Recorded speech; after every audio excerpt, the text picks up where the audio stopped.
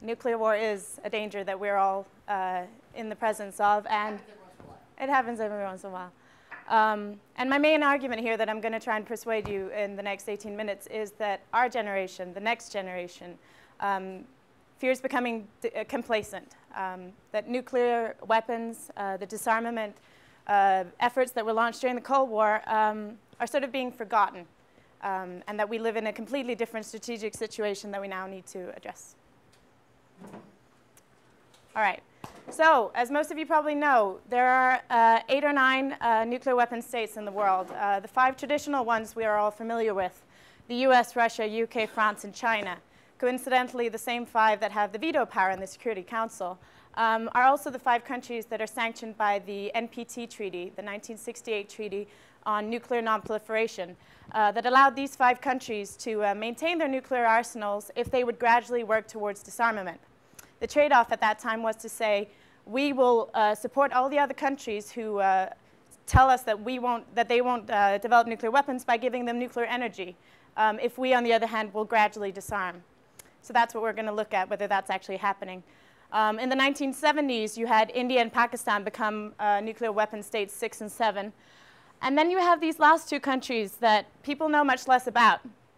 North Korea was widely reported in October of 2006 to have launched a nuclear explosion. But as far as we know, they don't have the weapons capability to transfer that to other countries yet, luckily. Israel is another case, which I'll now discuss a little bit in detail. This is a picture of Richard Nixon and Golda Meir, the former Prime Minister of Israel, who in 1969 met at the White House to discuss Israel's nuclear facilities. It's not widely known internationally, but Israel was developing a nuclear capability from about the 40s and 50s with assistance from France and other countries. And John F. Kennedy was the first to sort of question this and say, what's really going on? But in 1969, when Meir and Nixon met, this was the first time that Israel told the US, okay, we got him. And this has been documented since then. We have the documents to prove that. We have an expert on nuclear issues, Avner Cohen, who works out of Washington, an Israeli, a Jew, who says, yeah, we got him. Sorry, it's the world's biggest kept secret, or maybe it's not really a secret. But basically, what I'm going to say here is part of my argument is that the United States has been holding its hand over Israel and other countries to a certain extent, allowing them to have nuclear weapons, but on the other hand, questioning other countries in that region, in the Middle East. And one of the biggest problems we face internationally when trying to deal with nuclear weapons and the disarmament cause is to see, is there a norm for nonproliferation? Is there a norm, is there a will for people to do something about it? And the problem becomes when the West, the United States, other countries, start differentiating between countries.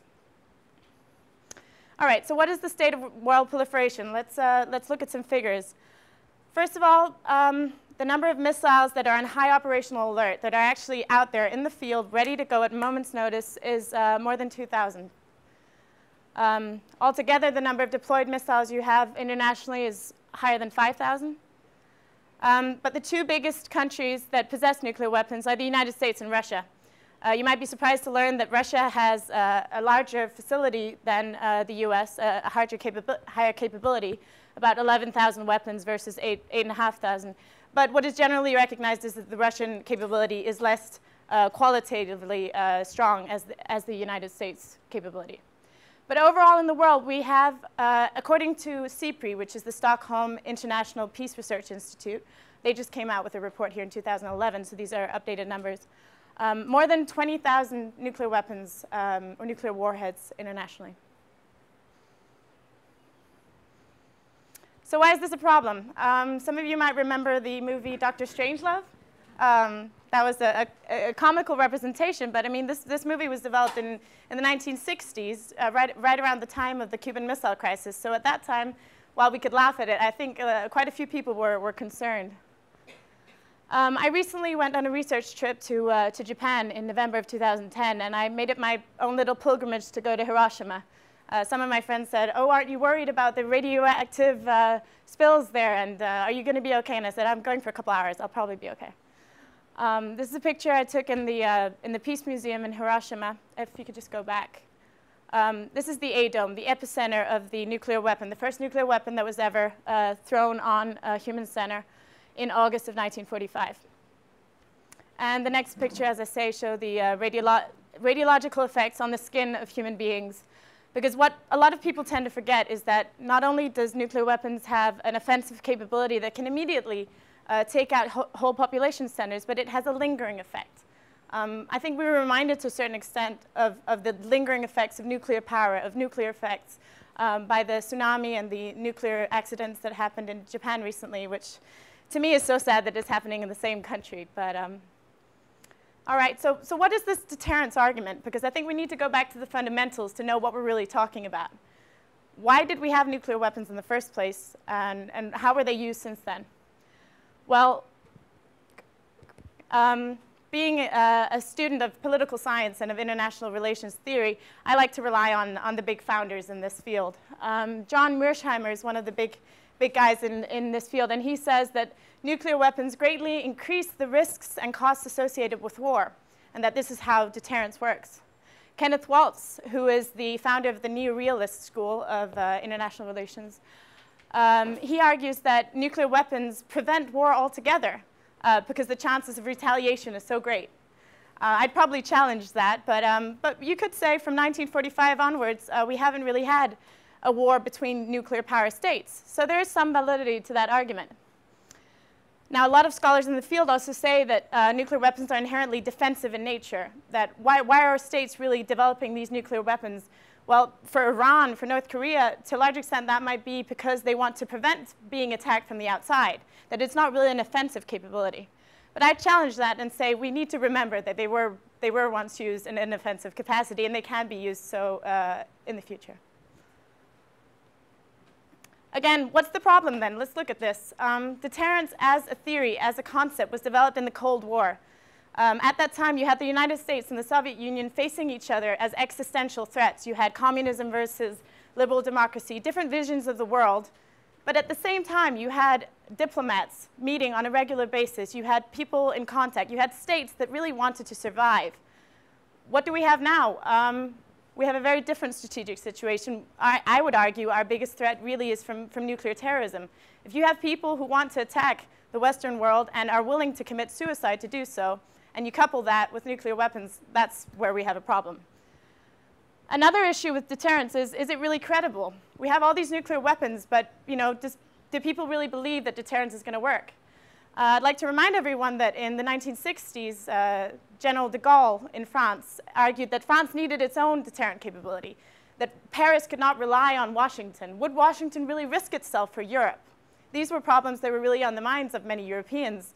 I myself am from Denmark, and okay, we don't have our own nuclear weapons capability, but I think a lot of us questioned during the Cold War, what would actually happen if push came to shove.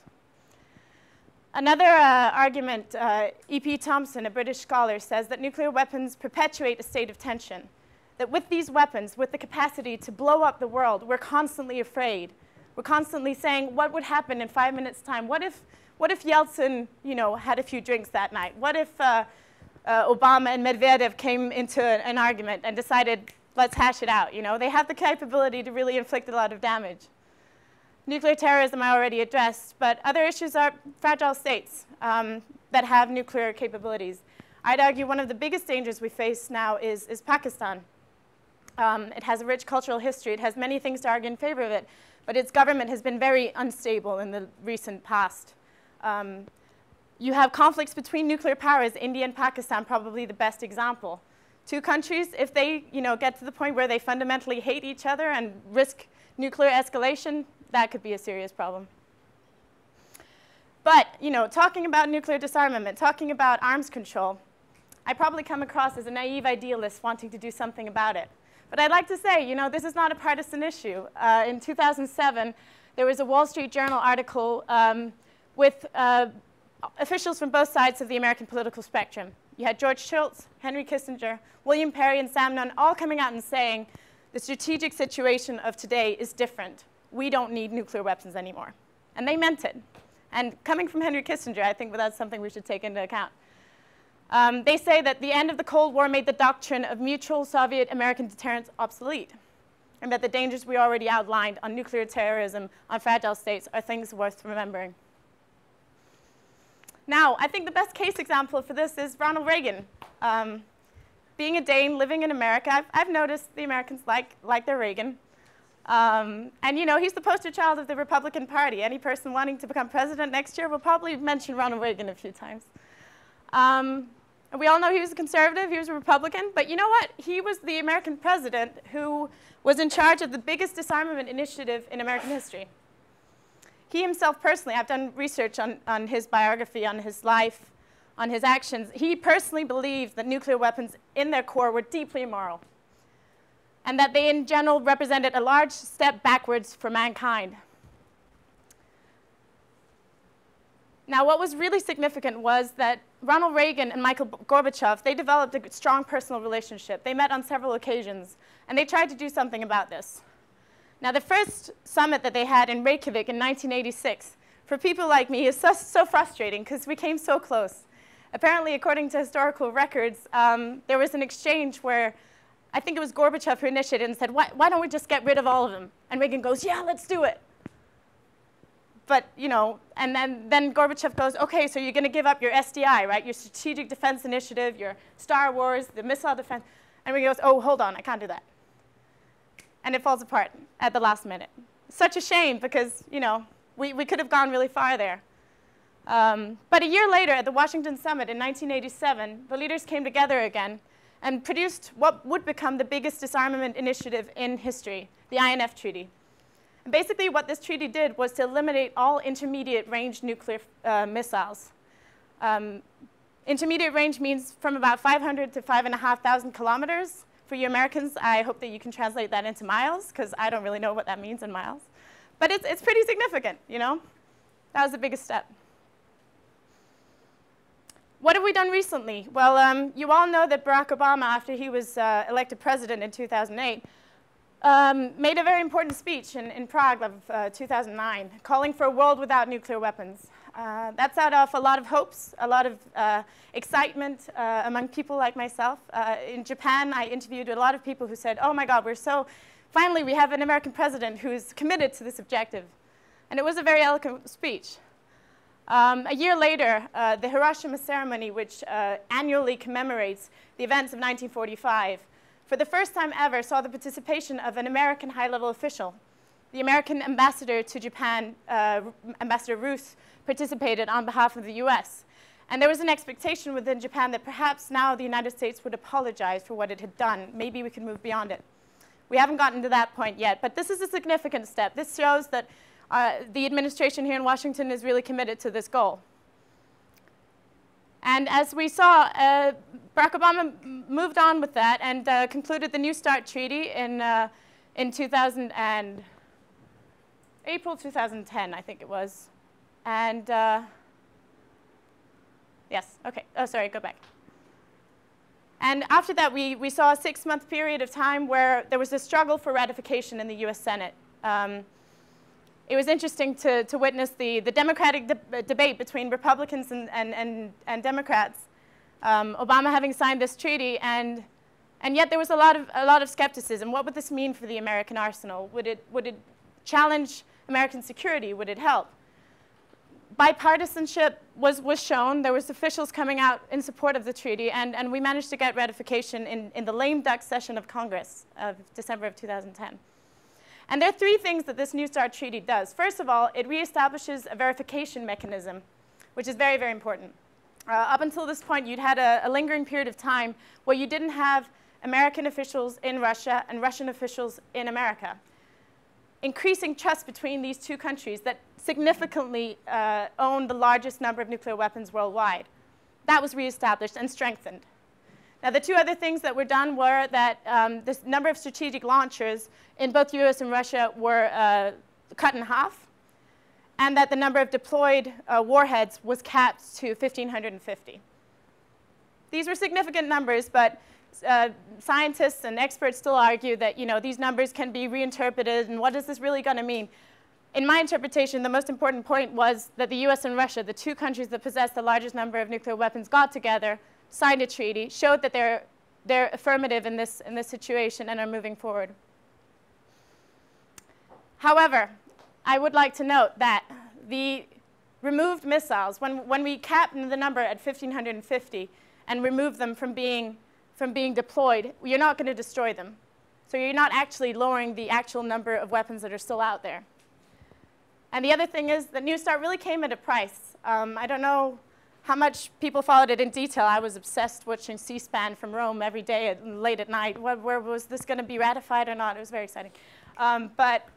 But basically what happened was that the Obama administration committed the US to the next 10 years investing $80 billion in weapons modernizations and another $100 billion in launch systems. So while on the one hand you have seen a commitment from the current administration towards disarmament, you're also seeing, at the other hand, Obama saying we're not going to give up on our own arsenal. We're going to make sure that this is efficient and strategically sound. It's sort of a two-track approach that people have criticized him for. Another problem is that non-proliferation really remains the priority in the American industry of nuclear events. You have non-proliferation on the one hand and disarmament on the other. What is non-proliferation? Non-proliferation means we keep the number of countries that already have nuclear weapons and allow them to keep what they have. Disarmament, on the other hand, requires you to cut the numbers, to go deep into it and get rid of some of these weapons. And again, going back to the NPT treaty, the Nuclear Non-Proliferation Treaty of 1968, there was a commitment by the 5 nuclear weapons holders to try and limit their own weaponries.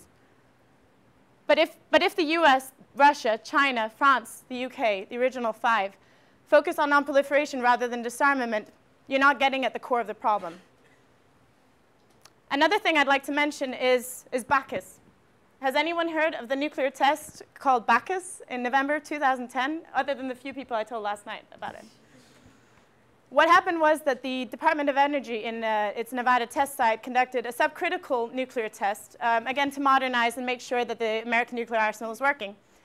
This was the first time this was done since 2004 and the first time in the Obama administration. And I only happened to find out about this because I was serving Japanese media who were going crazy about this, saying, what does this mean for the cause? Is Obama, he's two-faced, he's not living up to his potential. Defenders would say that, there wasn't an explosion, we're not really doing anything serious, but it does challenge the norm of non-proliferation and disarmament. And I found it on page 8 of a report from the Department of Energy 6 months later, but it was not reported in any news media in the West. So what can we do about it? I'd say, first of all, we need to be realistic. As I always say, nuclear technology can't be disinvented. It's here. We have to deal with it. Even if we were to agree tomorrow to get rid of all nuclear weapons in the world, we'll still have books, we'll still have the internet. Scientists will know. You don't forget technology. If there's something TED can teach us, it's that. But we can try and limit the chances of these weapons being used in an offensive capacity. There are organizations out there that are doing something about it. I worked last year for the United Nations Office of Disarmament Affairs, and they organized annually conferences for scientists and experts in the field to come together, exchange information, and try and figure out ways to develop safeguards and mechanisms to decrease the chance of this going in the wrong way. The OSCE does important work. But the problem with these organizations is they're very, very limited in their budgets. You would laugh if you saw the amount of money that these organizations have to deal with. So that's one thing we can try and do, is to increase the funding for these organizations. Another thing I'd say is that the whole industry needs to come up with a common definition of where we need to go. If we want to get to general disarmament, what does that mean? Obama said he wanted a world without nuclear weapons. Could he accept a world with 100 nuclear weapons? Could we have 100 in the US? Would that be enough to secure the US homeland? How about 300? How about 50? We haven't agreed on these things yet. How effective nuclear weapons are depends on the weather conditions, where you throw them, how many you throw, whether they're working on that day. But these things need to be determined. Another thing you could do is to try and expand the nuclear weapons-free zones. We already have one in Africa. We have one in Latin America. Central Asia recently concluded one. And gradually, when you build on these nuclear weapons-free zones, it's a way of covering the earth and saying these states are committed to not developing nuclear weapons.